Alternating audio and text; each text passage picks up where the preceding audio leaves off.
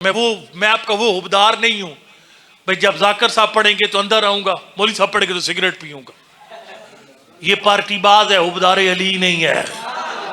ہاں ہاں ہاں، چونکہ فرمائے احبو من یحبکم. یہ سنیے گا، احبو، اس نے کہا مولا آپ سے محبت ہے، واحبو من یحبکم. آپ حیران ہو جائیں گے، پریشان ہو جائیں گے. ساتویں امام کے پاس حضرت کا صحابی آ رہا تھا، توجہ، آ رہا تھا، پہنچا، سرکار نے منہ ادھر کر لیا، منہ ادھر سے پھر ادھر کر لیا. مولا خیر ہے؟ سرکار نے فرمایا امام سے چھپا ہوا کچھ نہیں ہوتا. تو جوفا کے میدان سے گزر رہا تھا، ابھی جو میرے پاس آیا ہے میں دیکھ رہا تھا. وہ ساڑھے امام نے جنہوں دیوار دے پچھو نظر ہی نہ آوے، پڑھنا ہی میں آپ سمجھنے میں آپ یار ٹھیک. خدمت میں سرکار فرمائے جوفا کے میدان میں تو پہنچا، ایک ہمارا چاہنے والا حبدار تھا، کپڑے گزارے لائق تھے، تیرے سواری پہ جگہ بھی تھی، تجھے جلدی بھی نہیں تھی، اسے نہیں بٹھایا، میں تجھ سے بات نہیں کرتا. مولا مطلب سرکار نے فرمایا اتنا باپ کو اپنے بچے پیارے نہیں ہیں جتنے ہمیں اپنے حبدار پیارے ہیں. لہذا یہ پارٹی بازی خطرناک ہے، میں بتا رہا ہوں آپ کو. کہ مولا آپ سے محبت، آپ کی ہر چاہنے والے سے محبت. اور یہ محبت چاہنے والے دن آلے ہے نا، لال طمع فی الدنیا، وہ دنیاوی لالچ میں نہیں ہے. وہ فلانا فیس تگڑی دیتا ہے بہت چنگا بندہ، اور جڑے فیس ماری دیتا تو اے بندہ میں انہوں ویک نہیں سکتا. نہ مولا دنیاوی لالچ کی وجہ سے محبت نہیں ہے، محبت ہے خالی علی کی وجہ سے. کم آپ کے دشمن سے نفرت ہے. لال وطن بینی و بین، میرے اس کا کوئی سیاسی جھگڑا نہیں ہے، علی کے علاوہ کوئی جھگڑا نہیں. اس کے بعد کہا کہ اچھا اگے چپا لی جائے، ایتھو گلا جملہ چپا لا کہ احلل حلالکم وحرم حرامکم. مولا میں آپ کے حلال کو حلال کہتا ہوں، حرام کو حرام کہتا ہوں، اپنی مرضیوں کا مالک نہیں ہوں. ختم کر دیا میں نے. کہا مولا وَأَرْجُو أَمْرَكُمْ، مجھے کسی سیاسی پارٹی کے نہ آنے سے مطلب، نہ جاننے سے مطلب، میں تو اس دن کے انتظار میں ہوں جب کرسی 12ویں کے ہاتھوں میں آ جائے گی.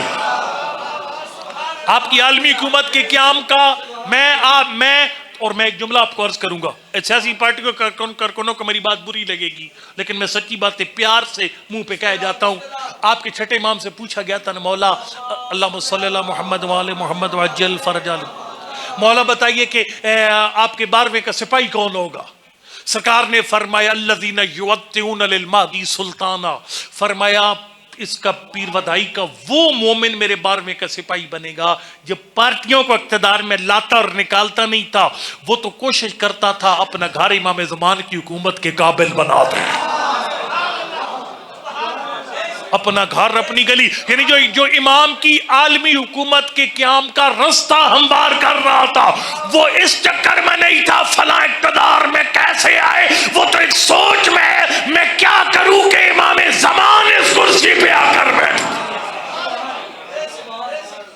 عقیدہ ہو گیا اس بندے کا ختم. اس نے کہا مولا حل ترجو لی شیئا من النجاہ، اس عقیدے کے ساتھ آپ کو میری بخشش کی امید ہے. میرے پاس 6 منٹ باقی بات کے، آپ کو میری بخشش کی امید ہے؟ سرکار نے فرمایا بخشش کی باتیں کرتا ہے، توجہ، بخشش کی باتیں کرتا ہے.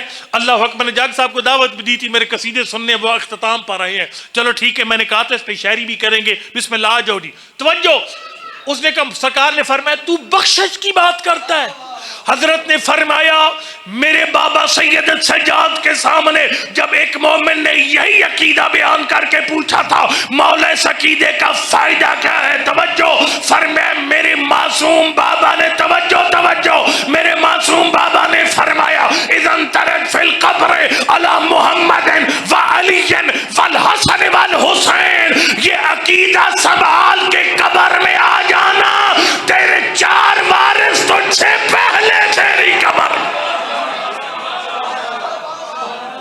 تیرے 4 وارث تجھ سے پہلے تیری قبر میں موجود ہوں گے. مولا میرے کون سے وارث؟ فرمایا محمد وعلی والحسن والحسین.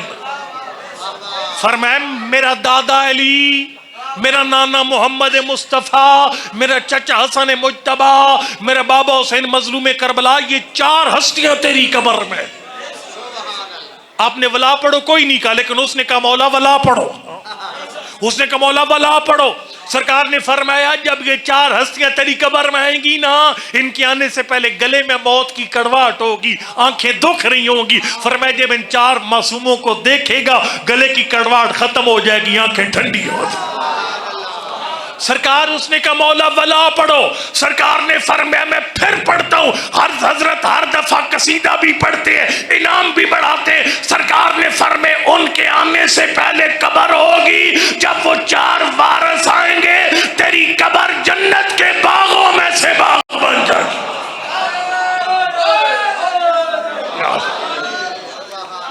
منٹ میرے پاس 2 یا 3 بچے ہیں، آخری حدیث پڑھ کے ممبر اپنے محترم بھائی کے حوالے کر دوں.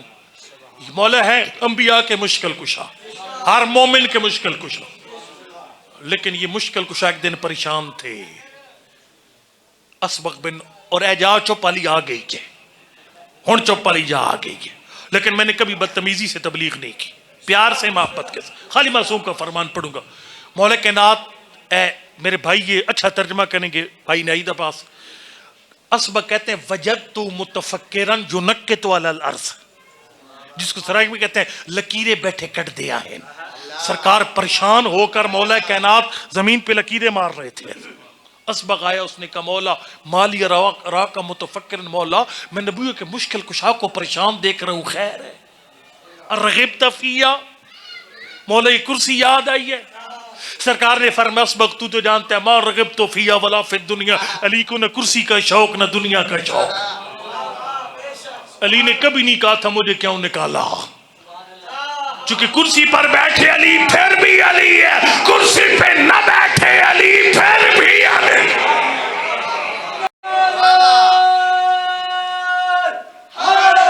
یا علی مولا پریشان کس لیے؟ توجہ، آپ پریشان کس لیے؟ سرکار نے فرمایا، اس نے کہا مولا جب نہ کرسی کی پریشانی نہ آپ کو خلافت کی، نہیں مہربانی کریں، نہیں مہربانی کریں، میں ختم کر رہا ہوں، بس ختم کر رہا ہوں، مہربانی معذرت. نہ کرسی کی پریشانی ہے، نہ آپ کو خلافت کوئی ٹینشن نہیں ہے، نہ دنیا کی پریشانی ہے. مولا پھر پریشانی کس بات کی ہے؟ جی پریشانی قوم کوئی نہیں. او مولا کائنات تو پریشانی گئی. فرمائے فکر فی الحاد الاشر من ولدی، میں تو اپنے 11ویں بیٹے مہدی کے بارے میں پریشان ہوں. اب جانتے ہیں میری ہر مجلس کا اختتام امام زمان پہ ہوتا ہے، میں اپنے بیٹے مہدی کے بارے میں پریشان ہوں. مولا کیا مطلب؟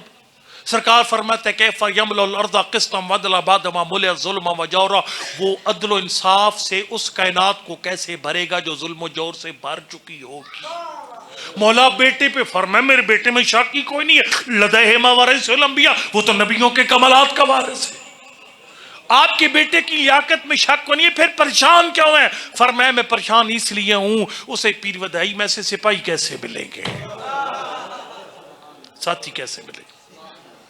مولا کو طریقہ بتائیے. سرکار نے فرمایا جو بندہ ایک کام کرے گا پیر ودائی کا بندہ، میں علی مور لگا کے دے رہا ہوں یہ میرے بیٹے کا سپاہی ہے.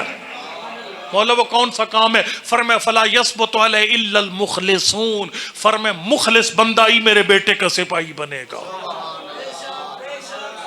مولا اخلاص کیا ہے؟ سرکار نے فرمایا اخلاص کا مطلب یہ ہے جب بھی کوئی عبادت کرتا ہے دکھلاوے کی نہ کر، اللہ کی رضا کی خاطر کیا کر. نہ نماز دکھلاوے کی، نہ روزہ دکھلاوے کا، نہ زواری فیس بک کے لیے. گلا چوپا لیے زواری امام حسین کے لیے، فیس بک کے لیے نہیں.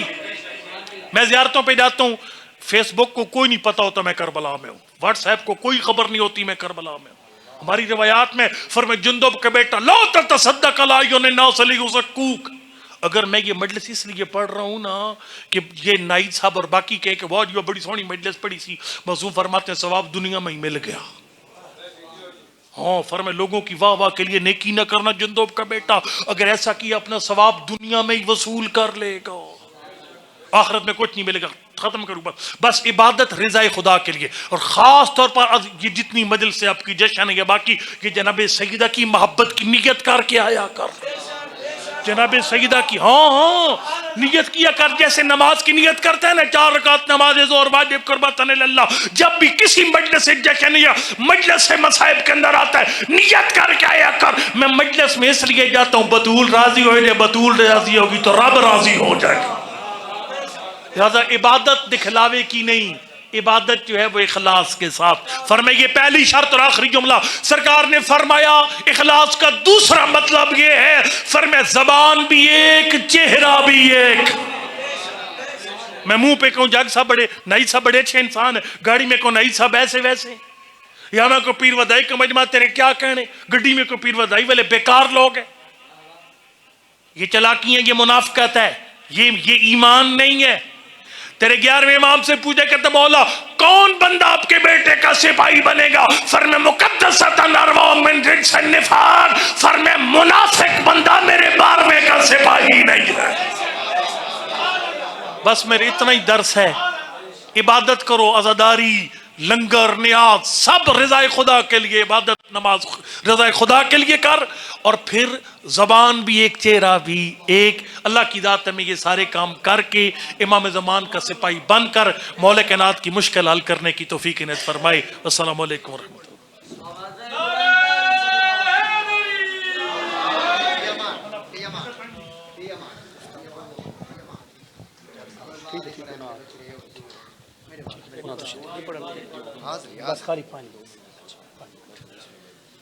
درود بر محمد و آل محمد، بلند تر صلوات۔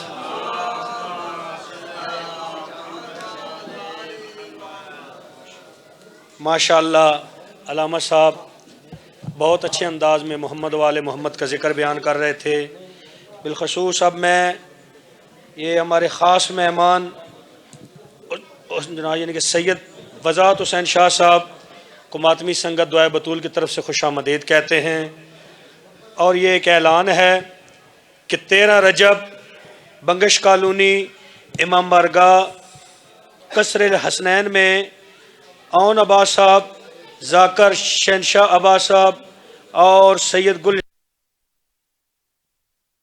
عباس نیر، کامران عباس بی اے، علی احمد جویہ، غلام اصغر بلوچ، وقار حیدر محسن، مدثر عباس لیا اور ملک کے نامور ذاکر خطاب فرمائیں گے۔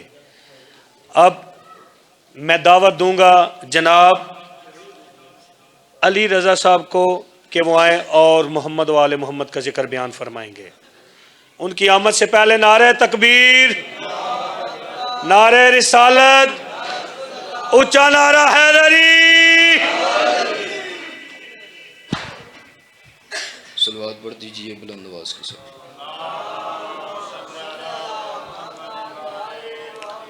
اعوذ باللہ من الشیطان الرجیم، بسم اللہ الرحمن الرحیم، الحمدللہ رب العالمین، الصلاۃ والسلام علی سیدنا و نبینا و ما ارسلناک الا رحمۃ للعالمین، صاحب تاج والمراج والبراق والعلم بالقاسم محمد۔ صلوات مل کے بلند آواز کے ساتھ۔